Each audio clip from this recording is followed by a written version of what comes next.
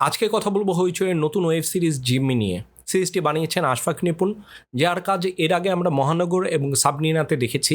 জিম্মিতে lead রোলে আছেন জয়া আহসান। শুনতে অবাক লাগলেও এটাই কিন্তু জয়া আহসানের ওয়েব সিরিজের ডেবিউ।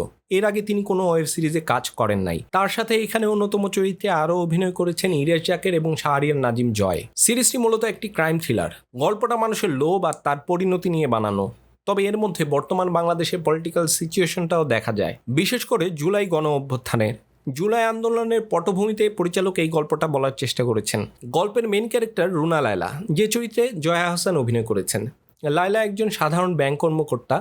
অনেক বছর ধরে তিনি একই পোস্টে আটকে আছেন, তার কোনো প্রমোশন হয় না। এদিকে তার হাজব্যান্ড আজাদ, যে চরিত্রটাই ইরেশ জাকের অভিনয় করেছেন, তারও চাকরি চলে যায়। এই নিয়ে সংসারে তাদের টেনশন। এমন অবস্থায় তার অফিসের স্টোর রুমে লায়লা খুঁজে পায় বিশাল অঙ্কের কিছু টাকা। এই টাকা পাওয়ার পর থেকে লায়লার মনে লোভ বাসা বাঁধে, আর সে জড়িয়ে পড়তে থাকে অপরাধ আর দুর্নীতির নানা রকম জটিল পরিস্থিতির জালে। ওই দুল জোড়া দেন, এই চুড়ি দুটা দেন, ওই যে ওই গলা দুটা দেন। লায়লার এরকম সিদ্ধান্তের পর তার জীবনে কি কি বিপদ আসে আর কিভাবে সেখান থেকে সে সার্ভাইভ করার চেষ্টা করে, এটাই ছিল গল্পের মূল ফোকাস। ইরেশ জাকের এবং শাহরিয়ার নাজিম জয়ও এই সিরিজের খুব ইন্টারেস্টিং চরিত্রে আছেন, যারা লায়লার এই জার্নিতে খুবই গুরুত্বপূর্ণ ভূমিকা পালন করেন।